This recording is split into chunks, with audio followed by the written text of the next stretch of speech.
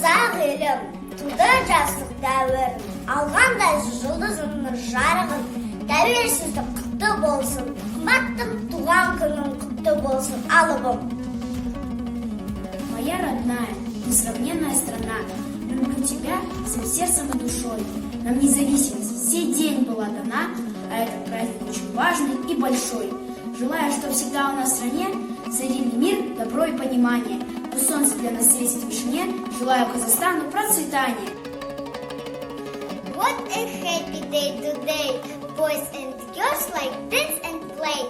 Yellow sun and blue sky are